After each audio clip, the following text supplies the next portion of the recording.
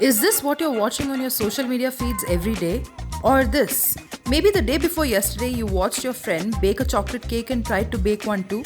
What you might not know is that this small attempt to bake a cake was your brain trying to help you cope with this extraordinary situation of what is called a lockdown.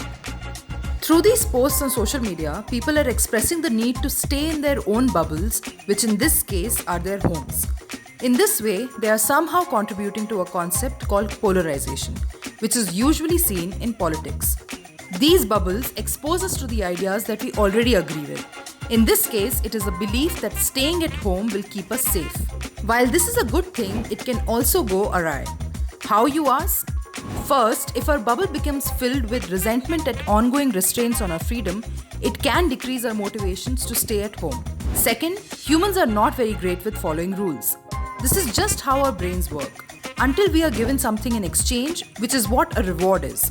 Just like how our parents used to treat us with a gift or an ice cream if we exhibited good behavior. Till now, this reward has been staying healthy and not falling ill. But this is slowly turning out to be irrelevant. The reason is another trick that our brain is playing with us, which is called optimism bias, which loosely translates to the belief that it won't happen to me. Yes, that's why we are seeing so many cases of people breaking the law, even the lawmakers themselves. So what's clear is that we cannot fight this virus as individuals but as a society. But different societies are reacting to COVID-19 differently.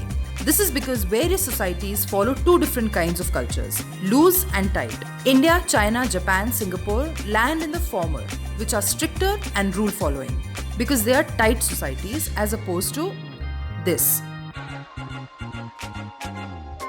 Or even this. That also is the reason why India and China have enforced severe punishment techniques to keep the lockdown intact. All this shows how our brains are not trained to be entrapped. It tricks us to get out as soon as possible. Having said that, there are still various ways which the governments are trying to keep the people safe, sometimes from themselves. And that is by making us identify with a bigger cause.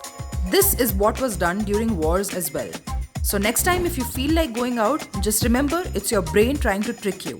Instead of falling prey to it, try to spread positivity. It will not only help you but others too in staying home, staying safe.